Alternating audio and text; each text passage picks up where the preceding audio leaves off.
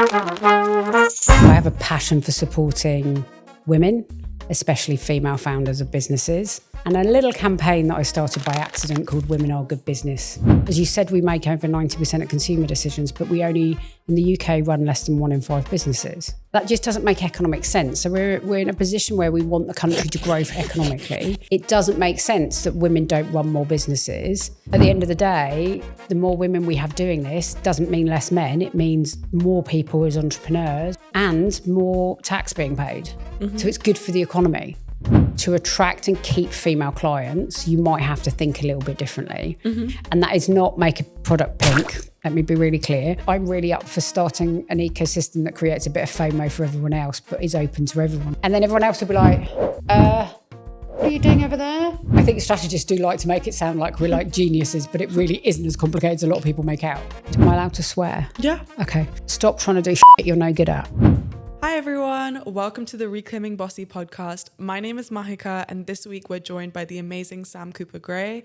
We're going to talk all things strategy, business, finding the right resources to finance your business, and also just realizing that building a good business and a life is a mix of figuring it out and DIY and just doing things, and then also building a really clear strategy. Sam is going to share her experience of working for a big financial institution for over 20 years and then starting her own strategy consultancy, as well as working on the Invest for Women Taskforce, the Gender Index, and the campaign Women Are Good for Good Business. So stay tuned. I hope you enjoy this episode and comment any questions you have below.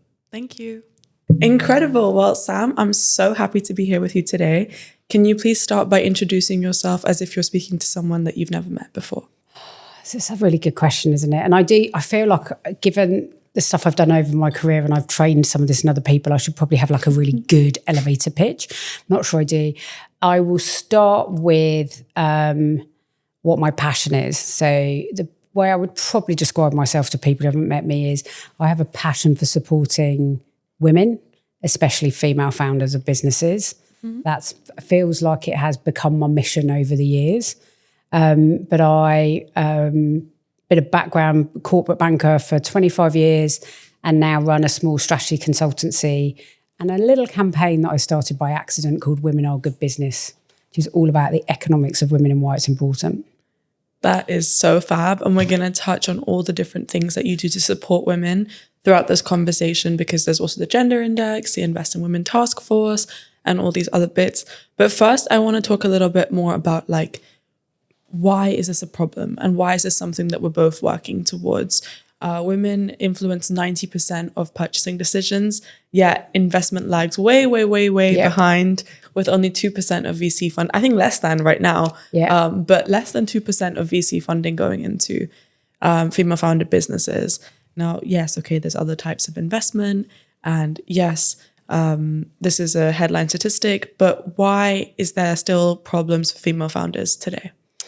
So I think if I strip it back to the simple economics, women are 51% of the population. They're almost 60% of graduates. If you look at some of the research that's come out on generational wealth, we control over 60% of the wealth and assets around the world. As you said, we make over 90% of consumer decisions, but we only, in the UK, run less than 1 in 5 businesses.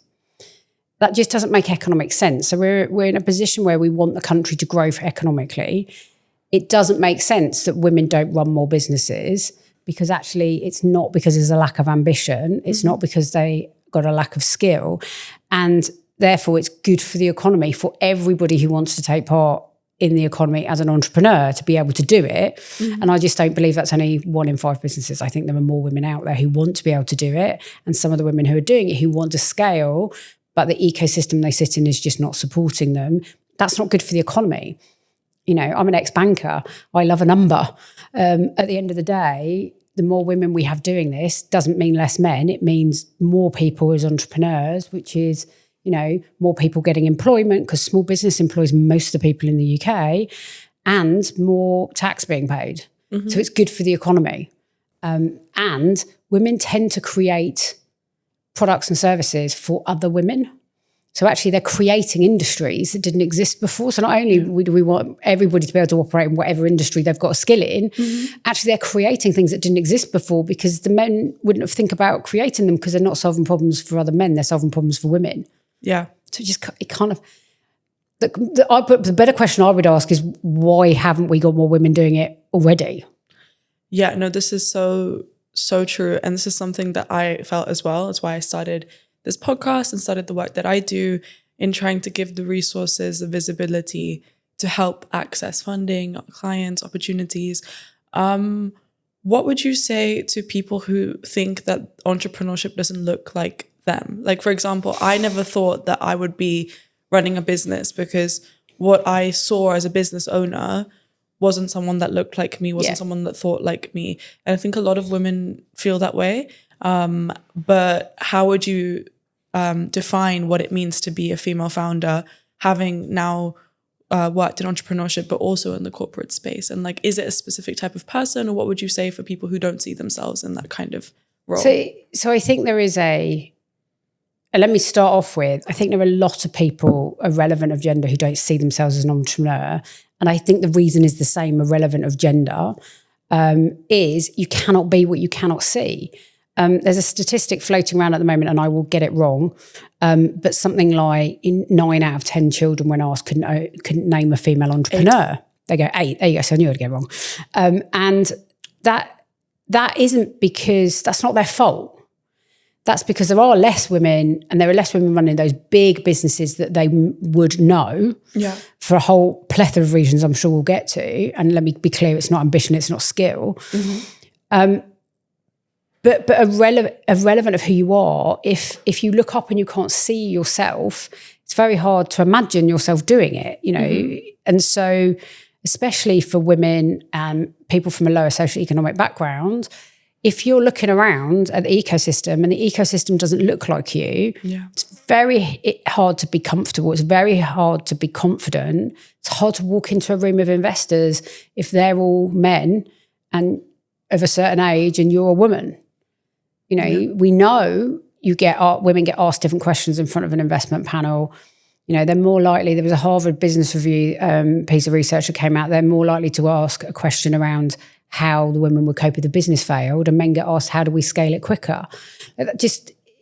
So everything kind of feels like it stacks against them. And irrelevant of gender, entrepreneurship's hard work. Yeah. So, you know, if you've already got it stacked against you, people like you look up, like me, and can't see other women doing it and being successful.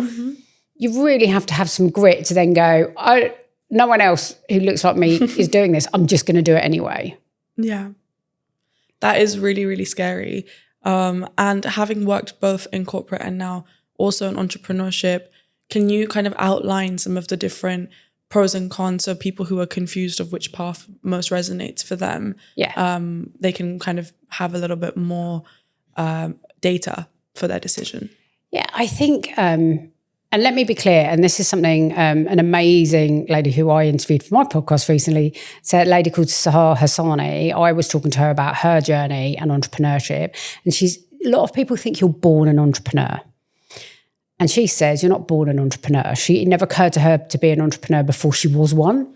She just found a thing she wanted to do and then did it. And so I think one of the most important things, I think, as we grow up is not to kind of feel put in a box. You know, I did what I was supposed to do. I went to school, I went to university, I got a corporate job. It took me 25 years in that corporate job, maybe 23, to realise I wanted to, you know, stretch out and do something different and work for myself. But that's terrifying when you've spent your entire life. I mean, I think I got my first like proper paid job at about 16. So I've had a salary coming in for 34 years and now I don't. That's terrifying. And so I think there are massive benefits of working for a corporate and massive benefits of being an entrepreneur.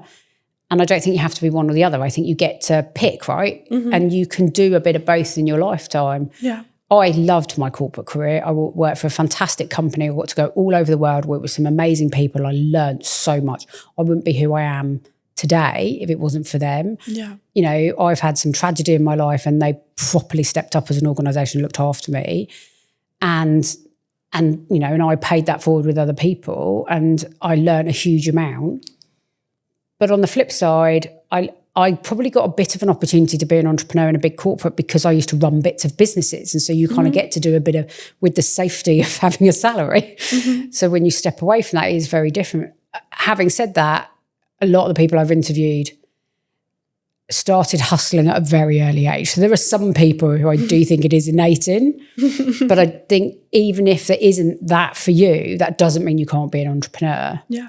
Actually. And I think actually the younger generation do it a lot more, irrelevant of gender, because they see different opportunities. The side hustle's so much easier. And, you know, with AI and tech, to kind of try something on the side and see if you can do something, and having more than one career and more than one path seems to be much more of the generations that have come after me than it was in my generation. Yeah, I remember growing up and being like 13, 14 and like constantly being bombarded with videos on how every person needs to have 6 to 7 income streams. And like, that was like something that was kind of drip fed into my mind for so many years. And even now you see it every time you open YouTube, it's like how to make 10K a month easily online on Pinterest and everything. And I think it gives entrepreneurship a bit of a bad name because it feels a bit scammy. But there's so many different types of entrepreneurs and types of businesses. And like you said, you're not born an entrepreneur. And you can also decide at any point that you don't want to do it anymore and you want to try something else. Like, for example... Well, you can. What I would say is once you've worked for yourself, it's quite hard to be an employee. Tell us a little bit more about that. I do think I know a lot of entrepreneurs and a lot of people who've done both. And, you know, I'm not sure how easy I was to manage when I did work in a corporate, but I'd be almost impossible to manage now. And I've only worked for myself for 6 months because I think you get used to having the autonomy. And as human beings, we like autonomy. You don't get that.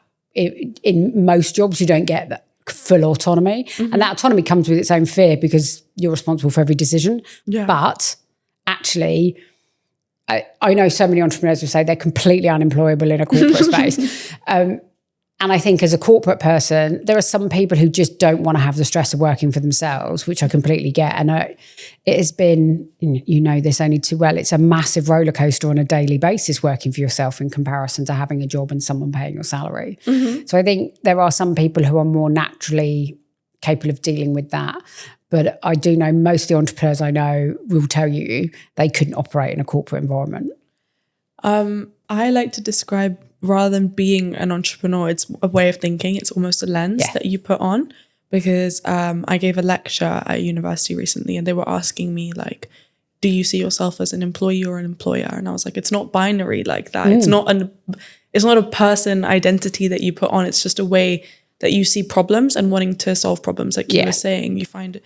So can you talk a little bit more granularly about what the problem is that you're trying to solve right now in businesses and for founders? Yeah, so, and it goes back to what I said at the beginning about kind of the value of women in business is, for me, it just doesn't make sense that we're not better at this. So I think if you look at the corporate side and the work I do within my strategy consultancy, it's about recognising that to attract and keep female clients, you might have to think a little bit differently. And that is not make a product pink. Let me be really clear. This is about thinking about women will react to risk differently. They'll react to advertising, like really simple stuff. Like they will react to things differently to a man will. People of different age will react differently. So it's just making female clients a demographic that people are interested in, recognise the value of. You know, given the consumer decisions we make, given that our wealth is growing, it just makes really straightforward economic sense for businesses to pay attention to 51% of the population. Like even if you think about it from a business perspective, if 1 in 5 businesses are run by women, if you don't think about how you attract and keep those people as clients, you're ignoring 20% of your marketplace. Yeah. Now, I don't know a business that can afford to ignore 20% of its marketplace. That just doesn't make any sense to me. And interestingly as well, female clients tend to be more loyal. They're less likely to leave. And when they with you, they use more products. So all of those things say, this is a really good demographic. This is a sustainable long-term demographic. And hopefully that demographic's going to grow. So be a first person, a first business to do this well, you're only ever going to benefit. And it doesn't take away from any of the stuff you do that by accident attracts men, because I don't think businesses go, I'm going to do all this stuff because it's good for men. That's not the way it works, right? It's just that unless you put a gender lens on the stuff you're doing, it's easy to miss an opportunity to grow your business. Yeah, that's so interesting. And I wanted to ask more about like, how can you work for women and kind of cater to female clientele without having this whole diversity and inclusion aesthetic? Like, people ask me all the time, because I focus on my work with female founders, and they say, oh, are you not going to take the money of a man if he gives? And I was like, that's a ridiculous thing to say, first of all. Second of all, just because I focus on bringing visibility to women doesn't mean that I only think women should get visibility. No. And it doesn't mean that like there's not other people doing good work. I'm just saying that other things exist for them. So I'm trying to create a new alternative. What would you say to female founders, for example, that are making products just for women, or making services that are focused on solving problems that women mostly face with, but aren't necessarily aiming for this, what you were saying, like pink, girly girl aesthetic? Yeah, I think it goes back to this very simple strategy, which is know your customer, right? I think most women know, if they know their demographic, it doesn't actually matter who you're selling to. If you know your demographic, you appeal to that demographic. Yeah. You know, women will react to language differently than men do. And these are sweeping generalizations, but they're generalizations for a reason, right? You know, they will, they'll react more positively if they can see, back to the you cannot be what you cannot see. If you think of the imagery that we put out as business, actually, if all your imagery has only got men in it, you're less likely to attract a female client, whether you're selling a bank account or a coffee. Yeah. You know, because people like to be able to identify that. The same goes, you know, whether it's gender or it's ethnicity, or like, we like to be able to see and feel part of a community. I think also, one of the big things for women is we do like to be part of a community. And we like to identify with the businesses that we deal with. So I think it isn't about branding it pink. The world has moved on from that. If you've got a product that's specific for women, know your demographic, understand what triggers them in a positive way, and what they're looking for, and then you sell to that. One of the most important things is to turn up where they are. And this is where, from a business perspective, like, women don't socialize in this business, socialize in the same places as men do a lot of the time, right? You know, it's back to that old adage of business being done on a golf course. Yeah. You know, well, I'd very happily do business in a spa because I can't play golf. Yeah. Or in a restaurant or at brunch. And so I think for corporates, irrelevant of what their business is, if they've worked out that the female demographic's important to their business, then you have to turn up where those women are. But in the same way as if men are an important demographic to your business, you've got to turn up where the men are. The principles are exactly the same. Yeah. The key is to have a really clear strategy and then really clear tactics to deliver on that strategy. And, you know, my focus is on female founders and underserved communities, because I think they face very similar challenges, which goes back to making sure they know how to access the ecosystem, because it's like some people in society have been taken aside and given a handbook the rest of us didn't get. So, you know, how do you help them access an ecosystem? How do you give them an ecosystem that understands them? Yeah. And how do you help them to navigate that and turn up in the right places for them? And how do you find a community that supports each other? You know, women will pay it forward in a way that you and I both know, because we've both had, you know, women and men back us and pay it forward. And I would always pay it forward to others. Yeah. You know, women are really good at that. Yeah. But our communities turn up in different places to where the ecosystem sits today. Yeah. We need to I always say we need to do two things. We need to agitate the ecosystem as it exists today and make sure it's welcoming to everybody. And we kind of strip some of that and I'm going to say a buzzword here, unconscious bias out. And I believe it's more unconscious than conscious bias nowadays. But also, I'm really up for starting an ecosystem that creates a bit of FOMO for everyone else, but is open to everyone. It's like, let's do it brilliantly in a way that women like. Open to everybody, but let's do it in a way that women are going to enjoy and it turn up where they are, make that successful, make lots of money. And then everyone else will be like, what are you doing over there? Nothing wrong with creating a bit of FOMO. Yeah, no, I agree. And it's really frustrating that in 2026, women's like business groups are still seen as tick box initiatives. Like, what you were saying just makes no economic sense. No. It's the same way, like when people remind me, you're a person of color, I'm like, I'm from India. India has the biggest population in the world. Like, what are you talking about? And so I think it's also the way that we kind of view ourselves as well as like minorities, and having this space and like taking up more space in your business and the way you speak about yourself and visibility. I want to come back to strategy though, because you were talking about strategy and I think it's one of your superpowers.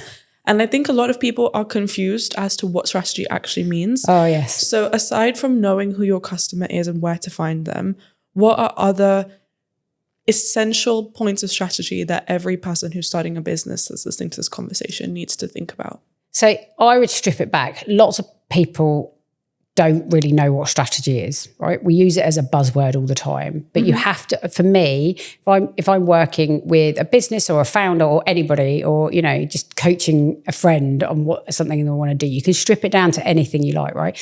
You have to be very clear what you want your outcome to be, right? What's your anchor? What's the thing you're anchoring to that you want to achieve? And I would say in business, you know, some of that will be purpose. One of the things I really push people to do is make sure that they actually put a financial number on that as well, because purpose is great and it's important. You know, I want to make my business do this and I want to help these. Lovely, really important, gives you your, you can't do that if you're not making any money. Yeah. And so I would say you need to be very clear on that anchor is. And off the back of the anchor, you then have to look at what are the strategic pathways that you need to take. So they're the big picture things you need to do. So, you know, if you've got a podcast and your anchor is, you know, whatever your anchor is, you decide on your anchor, you know, say you've set a target, you want to get to, I don't know, 1 million views or something, right? You then have strategic pathways. And I would say the rule of 3 applies. Anything more than 3, you're not going to do it. So don't create it. Like, it just too big a number. You should have 3 pathways to get you to what your anchor is, right? So one of them might be branding. So one anchor might be personal brand. And that is right. Okay, so in here, my strategy is I need to have a personal brand that does X, Y, Z. Great. And then within that, you have 3 tactics. So the strategy is the whole package. But what's important when it comes to strategy is decide what your anchor is, pick your pathways. Yeah. And that takes a bit of finessing. And I shouldn't say this because I run a strategy agency for a living, but it's not that complicated. We make it sound, I think strategists do like to make it sound like we're like geniuses, but it really isn't as complicated as a lot of people make out. You just have to ask really good questions. What's really interesting is once you've got your anchor, you've got your pathways, you've got your tactics. And if you have 3 tactics for every strategy, you've got 9 tactics. You can then completely ignore your anchor and your strategy. Because if you do those tactics, if you've planned correctly, those tactics will deliver. So it just makes life much more straightforward. If you've done the work at the beginning, which is I know where I'm trying to get to. I know big picture, how I'm going to get there. Yeah. And I've got 3 tactics for each of those pathways. And you really, really diligently deliver on those tactics. If they're the right tactics, you'll hit your plan or you'll beat it. But the lovely thing is once you've decided on them, you can then ignore all of the other noise. And I say this like I'm really good at it. It's much easier to teach than it is to do. It is challenging not to, I call it the shiny object syndrome. So it's really hard when someone goes, oh, what about this? And you're like, oh, shiny object, that sounds really fun. And then you have to be really diligent and go back and go, is that in my tactics? No, stop doing it. Just focus on the stuff that's going to get you to where you want to get to. Now, readjust where you want to get to over time. Yeah. But for me, that's what really good strategy does. What really good strategy does is it enables you to stop thinking about the stuff you need to do and enables you to just get on with it. I love that. What advice do you have for checking your strategy to make sure it's actually working? Like, for example, you've put in these 9 tactics, but sometimes you're testing something, right? You're testing that it's going to work, but it might not be getting you the results that you want. So how far in would you suggest like revisiting your strategy and maybe adding tweaks? So I think it really depends on what you're trying to achieve. I don't think there's an easy, straightforward answer. What I would also say is most people probably know the answer to that for their own business. So if your anchor is, I want to do this in 12 months, because it should be time barred as well, then every few months you should be going back and just having a little test, which is it taking me in the right direction? Yeah. If you do it too often, you're just going to second guess yourself. If you don't do it often enough, you could be going down the wrong path and it not deliver. What I would say is too often is a bad thing to recheck it. And the reason why is a tactic can take time to deliver. There's an old adage it's about fitness actually, and about if you create a new habit, right? Which is it will take 4 weeks to feel better, 8 weeks to look better, 12 weeks for anyone else to bloody notice, right? And so I put the bloody in, sorry. But sometimes when you've got a tactic, you're doing it and it's right, but you're not seeing it yet. Yeah. So you have to give it time. If you've done the pre-work, if you've set your strategy correctly, you should know your tactic will work. Yeah.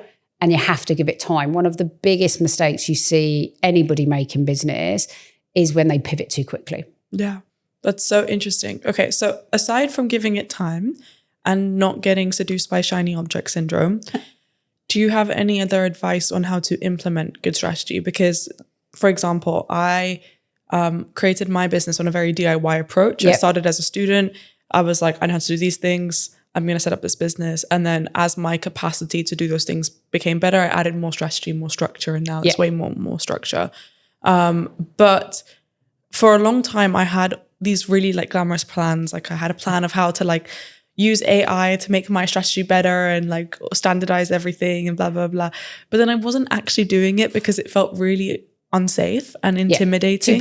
Too big. Yeah. And so do you have any advice on implementation? Because good strategy is half of the kind of... Yeah, so I think there's a couple of things. I think if you have your anchor right, the rest of it's much more straightforward. So you just be really honest and look yourself in the face with the anchor. I also, let me spin it on its head and ask you a question. What's the biggest thing you've learned from the approach you took? Of like... Just making it up as you go along.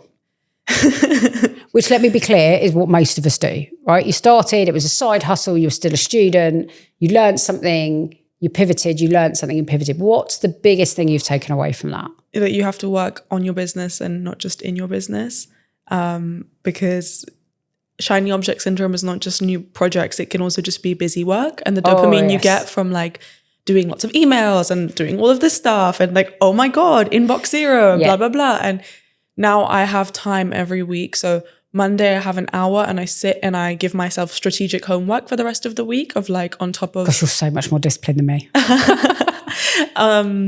Like in, as well as doing all the work that I need to do of like make this proposal and do this work and deliver and work, I sit down and I'm like, how can I make my business a little bit better this week? And I think of strategy. So that could be, okay, go and write down like how I do this thing and see if I can automate it, or try and learn this thing, or try and find like new talent for whatever. So I set myself homework every week on strategy, and it's not a lot, it's just a little bit. But then that helps to chip away at bigger goals.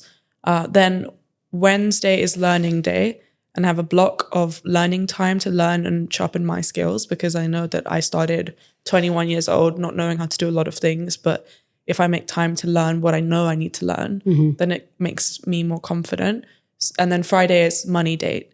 And so that's the day that I do all my invoices. And I make sure that I know what's going in and out of the business, because that used to be something that scared me. So I'd avoid it and I just wouldn't look at it. Yeah. And not knowing what your costs are, not knowing, and just kind of making up numbers as you go is like making your anxiety worse. So that's what I've learned of like, aside from doing the busy work, you have to schedule in time to do the other stuff. And if you do the other stuff with scheduled blocks, then it doesn't feel like this big wishy-washy task that you have to do.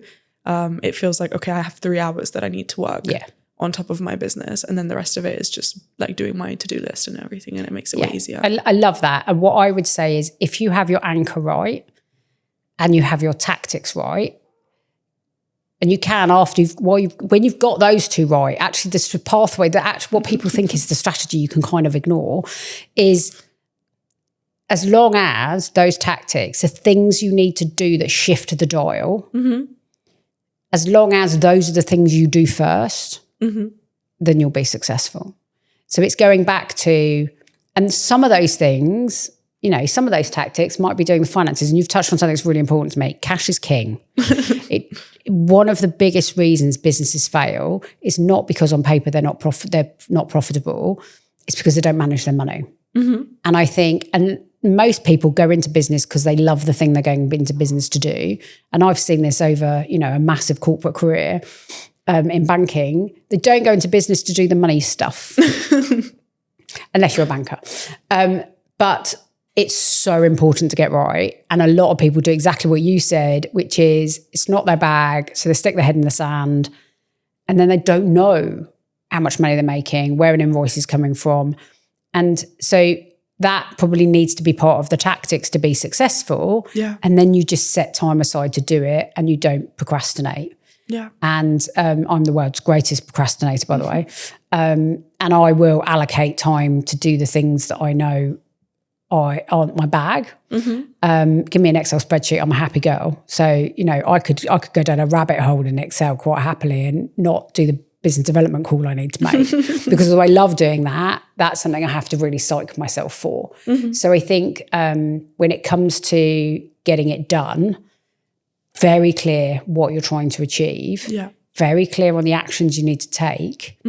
And then, as you said, kind of reflecting back regularly enough that it makes sense, but not so regularly it stops you doing stuff, on whether or not it's taking you in the direction you want to go in. This is so interesting. And I love what you said about the cash is king thing. And when I reflect back to my own journey, I think for me, it came like the reason I struggle with it still is what we were talking about with visibility of I never got to manage my own money because I started so young with my business. Like I started as a student, I never really had a salary. So I never really learned how to do personal finances.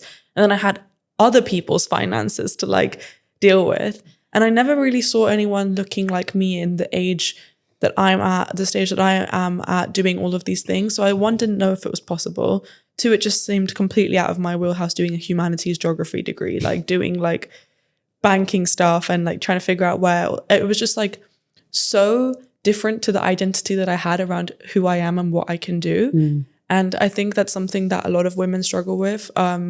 The financial side, because they just don't see themselves in that. And we don't talk about it. Women do not talk about money. Most of the men I know are happy to talk about money, whether it's what they earn or what they're investing. Part of the reason women don't invest as much is it's like they forgot to take us aside at school and explain it to us. We just culturally we just don't talk about money, and that makes it much harder to then talk about money and then feel comfortable doing something with it. Yeah. And I think that's a really important element when it comes to women, which is we need to talk about the money more. We need to, there is a gender pay gap, there is a gender pension gap. There's a generational shift in wealth to women, and we need to make sure that women understand how to manage their money, whether they're an employee, they stay at home, or they run their own business. Whatever situation you choose to have in life, you have to understand how money works. Yeah. And how you can then take control of it so it doesn't take control of you. That's so powerful. Do you have any resources that you use or that you would recommend people who feel so daunted and overwhelmed by money to go learn or just to feel better about? Yeah, I think none specific that jump to mind. There's lots of things. I know lots of founders who are doing lots of different things based on certain areas of life, but getting good financial advice is worth it. And I think just there are lots of places you can go just to get awareness of what's an investment. If you think about being a founder, really simple stuff, which is only simple if you know it. Yeah. So in the UK, we have one of the best tax structures in the UK to support investment into small business, which is the SCIS and EIS schemes, the Enterprise Investment Scheme and the Small Enterprise Investment Scheme, which make it incredibly tax beneficial for an investor to invest in a small early stage business. Right? It's one of the best schemes, if not the best tax scheme in the world. There are countries around the world who are envious of doing it.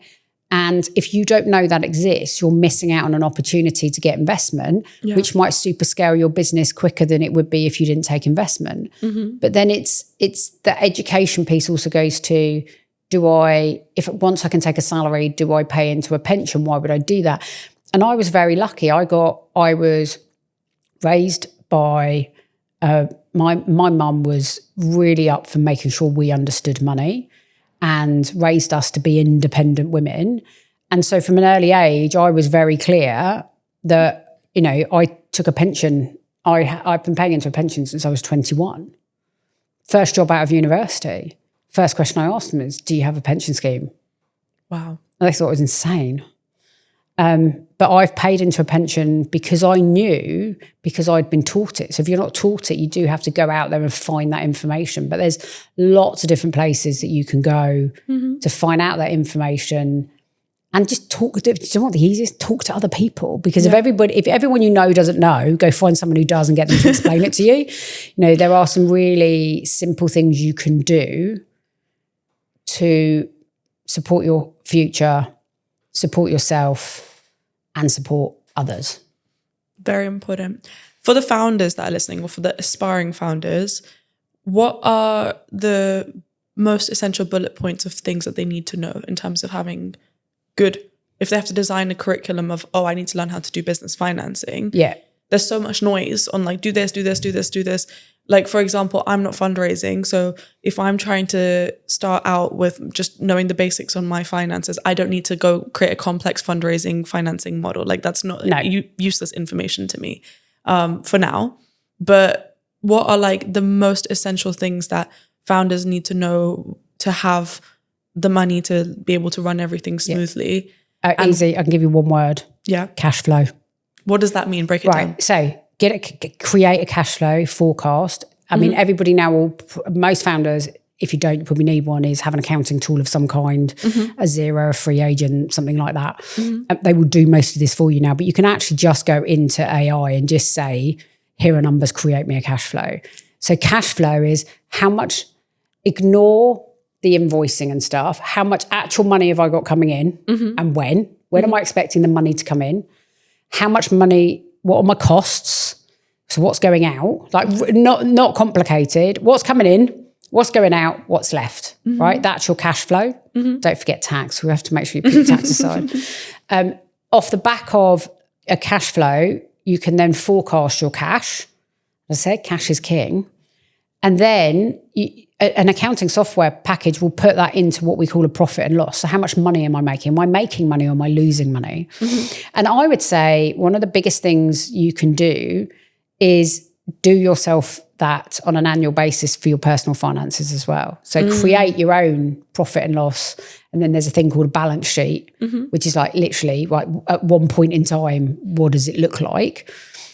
Because then you'll know where you're spending your money. And I've done it and it's terrifying the amount of money I waste on stuff I shouldn't. And you're like, maybe I shouldn't spend money on that. But if you don't know what your financial position is, whether you're in a business or you're working for someone else, how can you make good decisions about your future? Yeah. No. It's funny, I've just come back from being overseas and I was chatting to my niece and I said, I hope you're paying into a pension. She was like, yeah, I am. And I was like, just put a little bit extra aside if you can afford it. Go out and, have one less boozy night out with your friends and put a bit of money aside. And in 20 years' time, you'll be really grateful you did. Yeah. And that's hard in the current environment because there's lots of people in the current environment who do not have the money to put anything aside. But if you do, forgo the instant gratification of being able to do something with that money now and put it away, and you'd be amazed the difference it makes. Compound interest is a real thing. Yeah. 100%. And I think that's with money, but also with when you're building a business with skill as well. And like the more you the reps you put in with certain skills, the more it kind of pays off. For example, there's so many things that I now can just do on autopilot that I used to have to put a lot of intention and energy into building. So we've talked about strategy, we've talked about finances. What other essential skills do you think female founders need to run good businesses?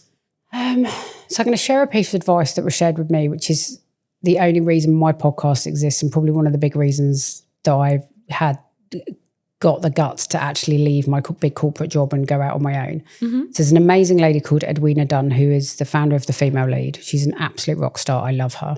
Mm-hmm. And I had this idea. I had the idea for the podcast, very long story short, climbing Kilimanjaro, as you do. I'll come back to that. And I procrastinated on this idea of a podcast for a really long time, so probably for about 18 months. And I happened to interview Edwina. And I said to her, what's the piece of advice you'd have given to your younger self?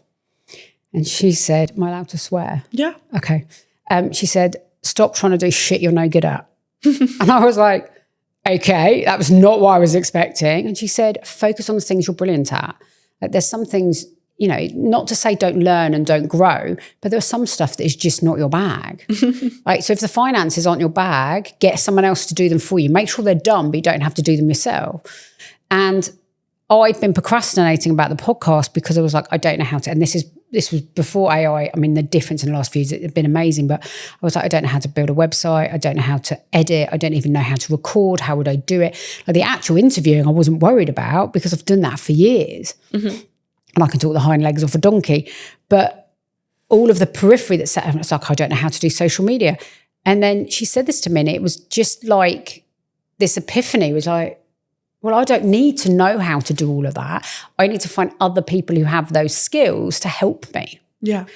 And I think one of the biggest things we do as founders, and I think women do this more than men, but it is gender agnostic, I think, which is we try and do everything ourselves. Like we always wait too late to bring someone else in. And, I'm debating at the moment about getting like a virtual assistant because I'm like, I'm going to have to spend money to get someone to do something I can do. Mm-hmm. But booking my meetings is not a good, efficient use of my time.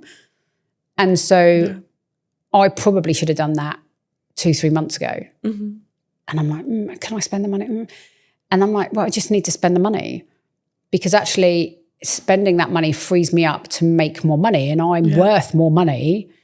I can charge out more than I'm going to pay someone to do my diary. Yeah. And so I think it is, and I've got this new campaign starting, and I kind of started it. I started a Instagram page and we're mucking around with it. And then I was like, got to Christmas. I was like, I have no idea what I'm doing with this.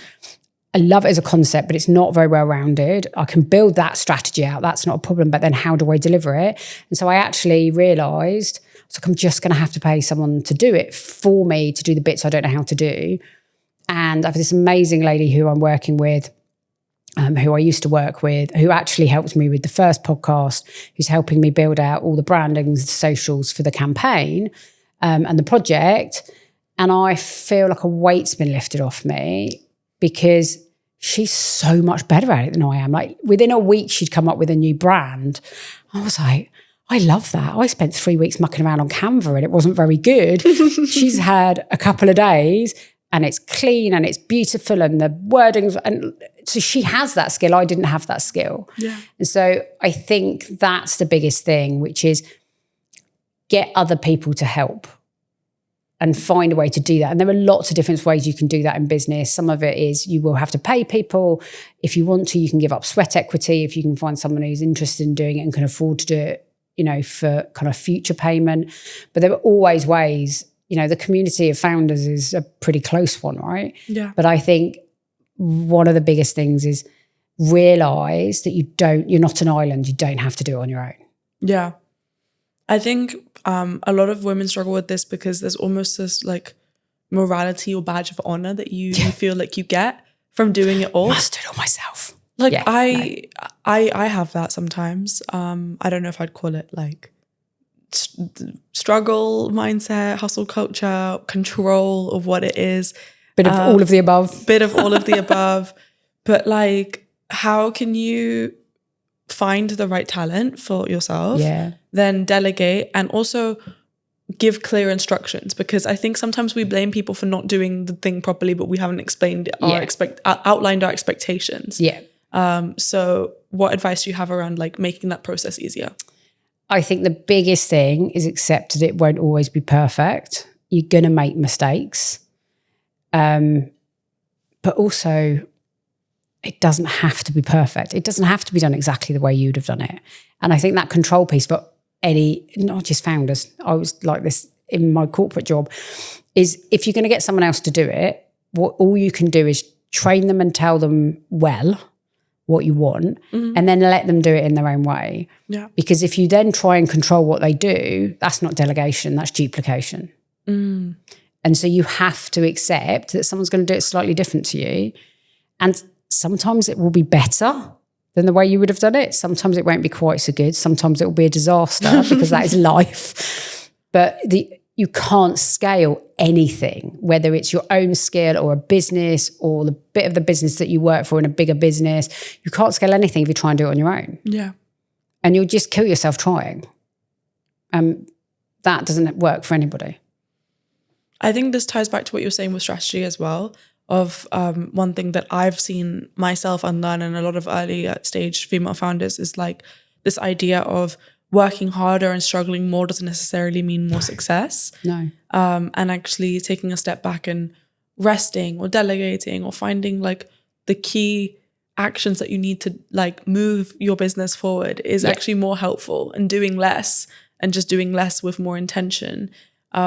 So how can someone who really loves being busy unlearn that busy mindset and just focus on like what matters? I'm not sure I'm the best person to answer this question because I'm someone who likes being busy. And it's funny because I was talking to a friend of mine yesterday about this, and this is something I've really struggled with since I left my corporate job. I was always busy, as if busy is a badge of honor. The most successful people in the world are not busy people. You know, if you look at some of the most successful entrepreneurs in the world, they'll have had times where they were, you know, slaving away till 2:00 in the morning, but they get the most out of what they do by stopping and thinking. The thing I find hardest, which I think is the thing that makes the biggest difference, is stopping and saying no. Yeah. I when I do coaching sessions, I talk about superpowers and kryptonite. Like, what's your superpower? What's your kryptonite? My superpower is I'm passionate about what I do, and I'm great at connecting people to other people. I love it. I get joy out of just going, oh, you could meet this person. My kryptonite is saying no to shit. Yeah. Like, I'm so bad at it. And I'm getting better because I have to hustle and I have to make money. And so I have had this massive learning curve of learning to say no to the stuff, even stuff that gives me joy. Yeah. But the stuff that just takes up too much time, and that I am definitely a work in progress. But for me, learning not to be a busy person and for the busyness to be the badge of honor, you know, like you were saying, there's always emails to reply to, there's always stuff to do, but you're not beholden to the email.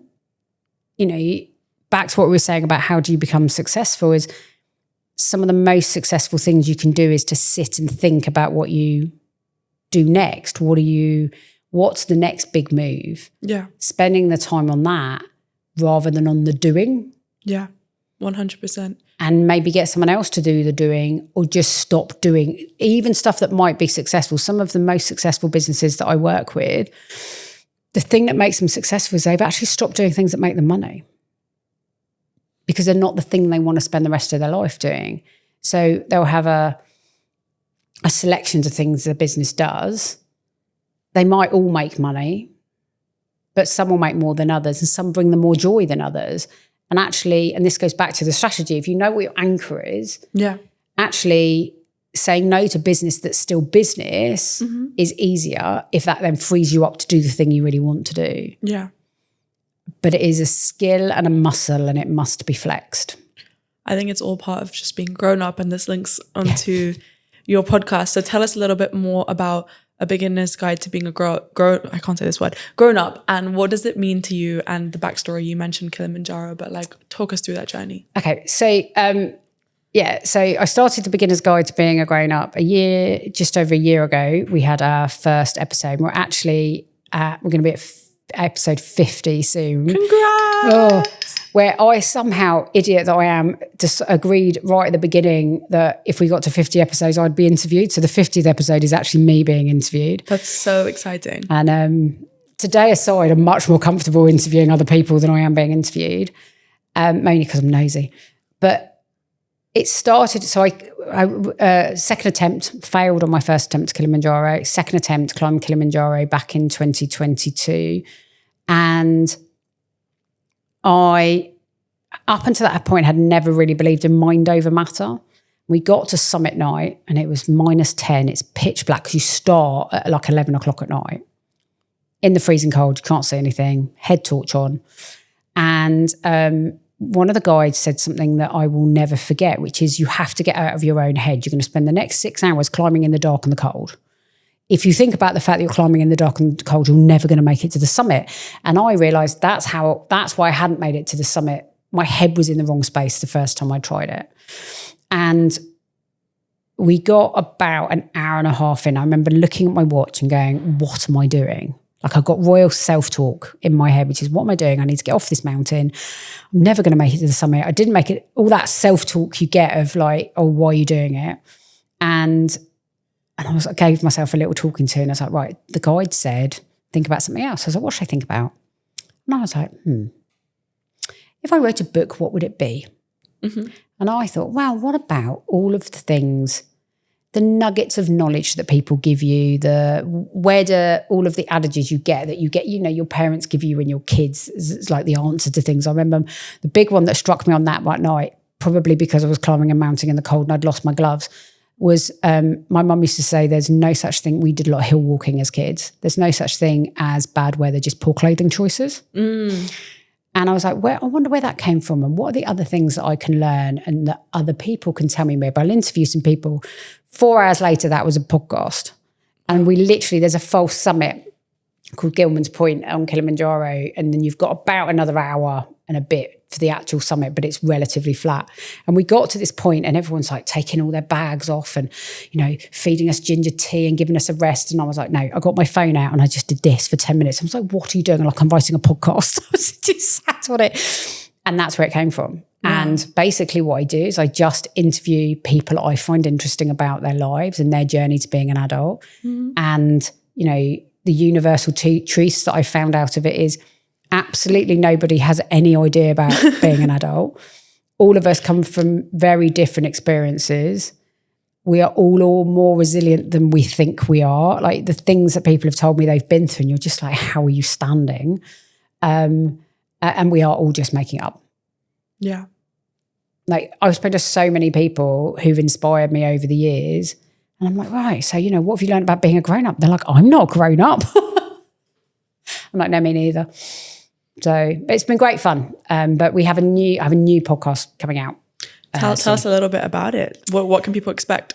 So given the conversation we've had today, so it won't surprise anybody. So I have a project which I've started called Women Are Good Business, mm-hmm. which is all about telling the data and the economics around women and business, mm-hmm. and amplifying the voices of female founders. So mm-hmm. helping them be the women other women can look to and go, oh, actually, it's hard, but it's doable. Mm-hmm. And so in April, we will have a new podcast coming out called the Women Are Good Business podcast. So we will have female founders telling their stories, mm-hmm. everything from small founders who are just starting out to really experienced ones who've done exits and sold out and done new things.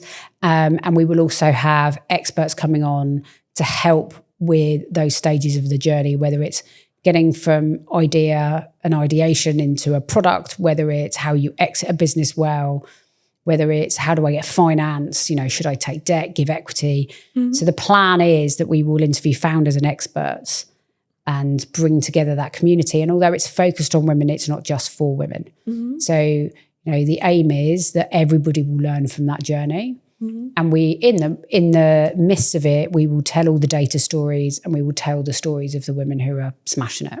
That's awesome. And there's a lot of female founders or aspiring female founders that listen to this podcast. So please go check it out. Please do. put more information down below.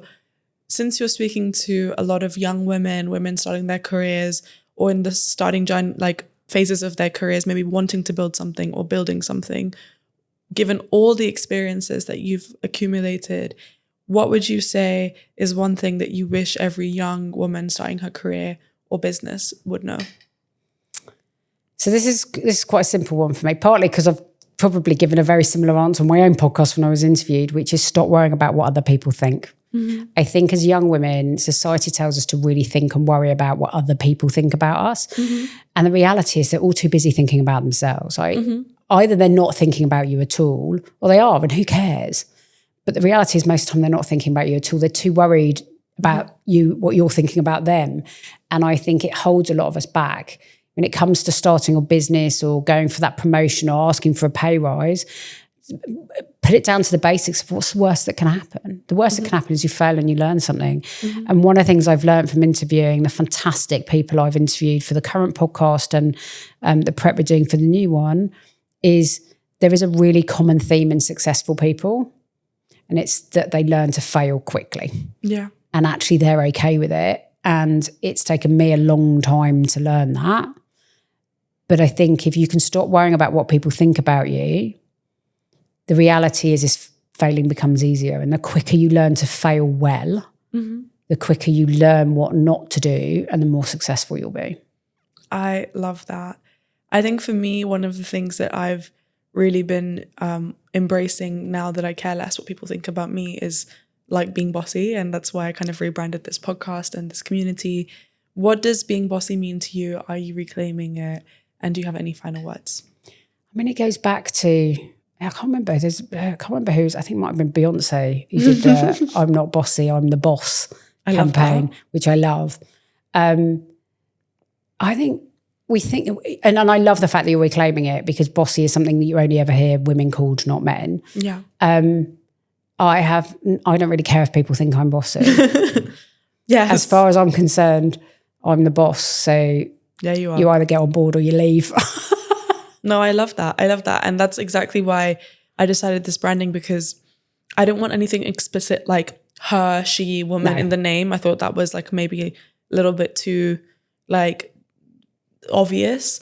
But like you said, I have been called bossy my whole life. And having interviewed women for almost 3 years now that are so successful in their own right, doing completely different things, it's a trait that I've identified across all of them of like, you've definitely been called bossy as well. And growing up with a brother and growing up like in a very, it was an all boys school before they let a few girls in. I saw all of these traits in my peers being celebrated. And so it's time that we reclaim. It's time that we... You're absolutely right. And the one thing I would add to that is what happens in a crisis, right? People rely on women in a crisis because we are good in a crisis. And we're good in a crisis because we are good at leadership. Mm. We are good at looking at a situation, seeing what's wrong and finding an immediate solution. And if that's, maybe that's what we need to rebrand Bossy to, is being good in a crisis, because that is definitely a trait of most of the women I know. Awesome. Well, that's such a powerful note to leave on. Where can the audience find you? I'll link everything down below, but is there anything that you would like to draw special attention to? Just for the new podcast, which is Women Are Good Business, and the project that we're running, which is all about getting the data about women being successful, is on my Instagram, which is Women Are Good Business, and also on LinkedIn, again, either me personally under Sam Cooper Gray or the Women Are Good Business page. Amazing. Well, thank you so much for making the time and speaking with us. I'm sure everyone's learned a lot about strategy and finances and how to be more confident and informed in running their businesses and just their lives in general. So thank you so much. You truly are incredible, empowering and inspiring. Amazing. Thank you for having me.